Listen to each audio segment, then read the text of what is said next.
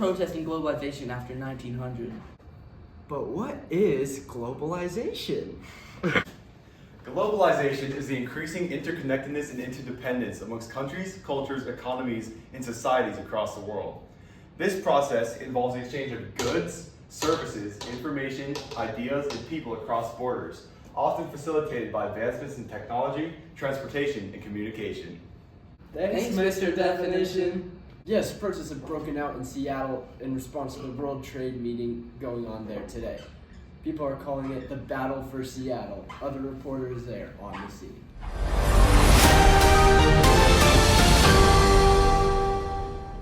Thanks, Mr. Reporter. I'm here in Seattle. The World Trade Organization is planning a meeting in Seattle to plan its goals for global commerce and the expansion of free trade. Anti-globalization protesters have met here and have said that the World Trade Organization has lowered labor standards, created the occasion for environmental degradation, and spit on human rights, and has prevented third world nations from defending themselves against Western interests.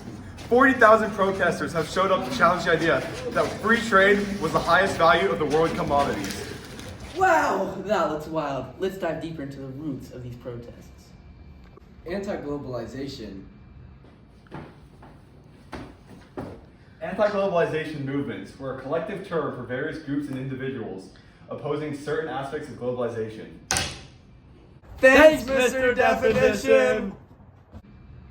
Movements are protesting organizations such as the World Trade Organization.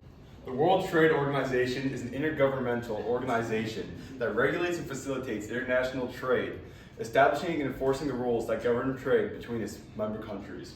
And the International Monetary Fund. The International Monetary Fund and the World Bank are both global financial institutions established to promote international monetary cooperation, financial stability, and economic growth. Both organizations cooperate to foster global monetary cooperation and reduce global poverty, which have had major control over the world trade for decades now. These groups use child labor in order to violate human rights. Human rights are basic freedoms that every person has, such as the freedom from slavery and the freedom to express opinions. I guess if you violate them, they're more like human lives. Them to profit off of. These organizations have caused cultural homogenization. Cultural homogenization is the process by which local cultures become assimilated into a dominant global culture, leading to reduced cultural diversity. Man, Mr. Coulter, am I glad to see you. Me too.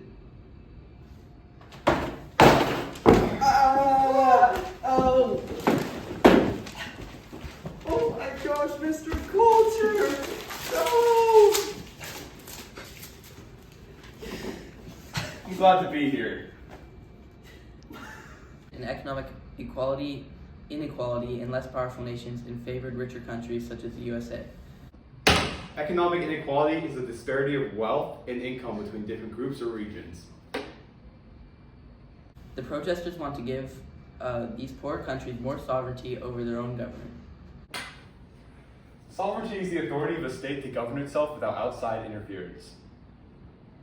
Oh, what's this? It appears that some Hacktivists have hacked the New York Times website and are displaying anti-war and anti-globalization sentiment.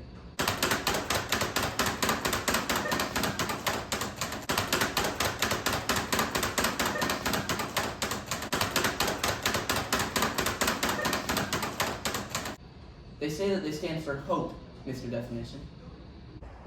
HOPE is an acronym for Hackers on Planet Earth. The main complaint of these protesters is the negative effects that globalization has on the environment. Some of the negative effects of these include depletion of natural resources such as water, wood, air, and soil. All these contribute to the destruction of ecosystems. You're ruining the environment! Oh! Environmental degradation is the deterioration of the environment through the depletion of its natural resources and ecosystem destruction. Now, China is shutting down social media platforms and replacing them with their own implemented apps where they can filter out the information that's available to their citizens. There's a lot happening today. Let's get some insight from the citizens. How do you feel about this? I love my social media. Give me back my TikTok. And now to the White House. I hate free trade. I want tariffs. Free trade is international trade left to its natural course without tariffs, quotas, or other restrictions. I think we'll have to call in an expert on this one. Take it from here, Mr. Definition.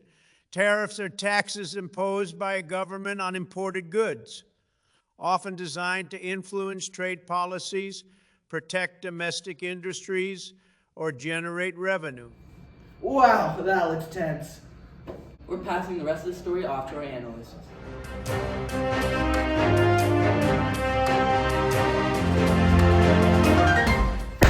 Globalization efforts have an all-time high with the growth of technological advancements, trade liberalization, economic policies, industrialization, financial integration, labor migration, cultural exchange, political changes, corporate expansion, and infrastructure development. This has had some major effects on the world as we know it, those of which have been very beneficial and some which have been very harmful. We can see some positive effects as economic growth, technological advancement, lower consumer prices, cultural exchange, improved infrastructure, job creation, and access to capital, as well as international corporations. It's a global business. Now we've talked all about the positives, but what about the negative effects? Such as economic inequality, job displacement, cultural homogenization, environmental degradation, exploitation of labor, loss of sovereignty, as well as health risks. Let's go to the field to see this in action.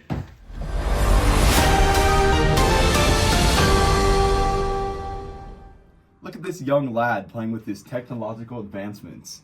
PS5, woo!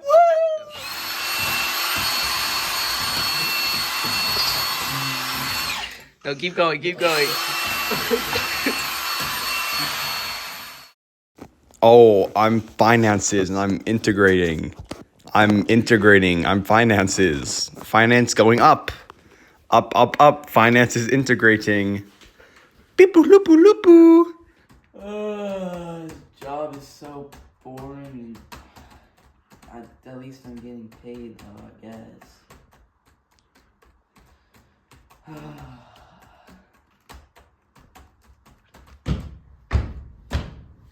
I am a robot. No!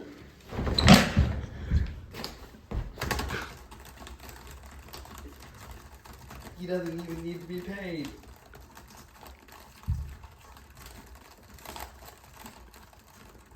We need to liberalize trade and create an open market.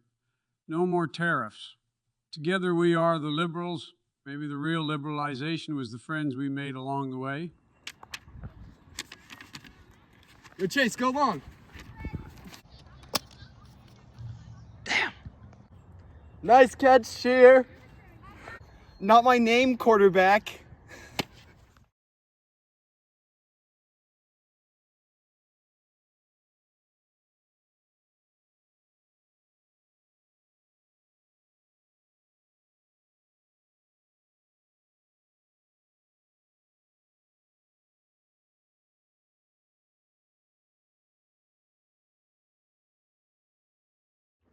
Go.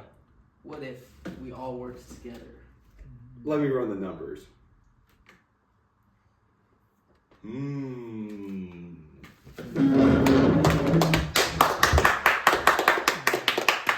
Wow, I love making my own decisions.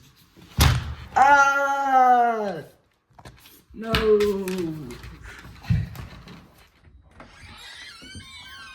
Hey, other country, here's your international goods. Oh, gee, thanks. What's this?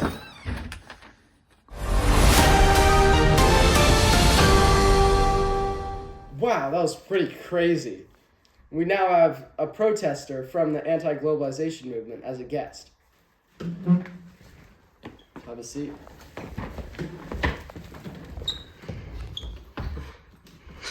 All right, so Glad to be here, Mr. Interviewer. what is one thing anti-globalization protesters fight for, such as yourself? Yo, really, I think the World Trade Organization just needs to like respect human rights, man. And like we gotta care for the environment because like we only got one planet, you know, man. And it's like if we don't respect the planet, man, the planet's not gonna respect us, man. You know what I'm saying, man? Yeah. I get you. Yeah, bro. Now another question for you. What's a technological advancement that you could say made it easier to spread these ideas of anti-globalization? Yo, low-key, shout out to my social media, bro. Like, social media allowed us to all connect to each other and share ideas from across the world, man. You get what I'm saying, Mr. Interviewer? Hell yeah. Alright, on to our next question. What was the goal of the political party / movement Brexit in Britain? So, low-key, like, Britain did not, like, the United Nations, Britain wanted national sovereignty, you hear? Alright? They wanted freedom to make their own decisions. Alright? But the United Nations did not F with that, bro. They were like, no, you need to be doing this and this and this. And Britain was like, nah, man. We're pulling out of the United Nations and we're becoming an independent nation again. So we can make the decisions that's best for our country without outside influences. You get what I'm saying, Mr. Interviewer? Alright. Now, can you, just a quick quiz, can you name a country that is restricting globalization from their citizens? Yo, China, man. Like, I was talking with my homie in China on the TikTok, and all of a sudden, I can't talk with him anymore. A tragedy. Truly sad. What event did protesters appear at in the Battle of Seattle in 1999? Yo, low-key, the Battle of Seattle was crazy, man. Like, I was trying to be there peacefully protest, and we started, like, rioting and all that whack, and it's like, come on, bro, do we F with peace or not, man? And I've heard this is about the World Trade Organization meeting. Am I correct? Yeah, you're correct on that, Mr. Interviewer. Low-key, we did not F with with what they wanted to do. They need to respect human rights and respect the environment, man. You get what I'm saying, Mr. Interviewer? Yeah, you get what I'm saying. And we're back, and this time with another guest, seeing a different perspective on globalization. Here's the United Nations official. Hello, sir. Hello. All right, for our first question, what was the goal of organizations like the EU and the World Trade Organization? They were to make global trade easier and more accessible for everybody. I see. For our next question, what is your opinion on the Iraq War? Oh, it's great. I love the spread of capitalism. More customers paying me. And what is a criticism many multinational corporations arising through globalization? We're kind of polluting everything, but you know, we gotta make that money. Yes, I can relate to that. And what do you know about you getting hacked? I heard that has happened a few times. That's the problem, but let's not talk about it now. Alright, well, that's it. Thanks for being here. Thank you. Alright, for our next guest, we have someone who's very knowledgeable on globalization. Professor Smartbrain, welcome. Nice to meet you, Mr. Analyst. Nice to meet you. How many days exactly did the Seattle protest last? Well, approximately 5 days, 3 hours, 19 minutes, and 20 seconds. And what is another term for the anti-globalization movement? Well, some people call them counter-globalization movements, but it's basically the same thing. And what do you know of McDonald'sization? Well, that was when Western companies, such as McDonald's, hence the name, spread into other countries around the world in order for them to make even more money. I see. Well, it was a pleasure having you. Thank you, Mr. Analyst. I'm a nerd.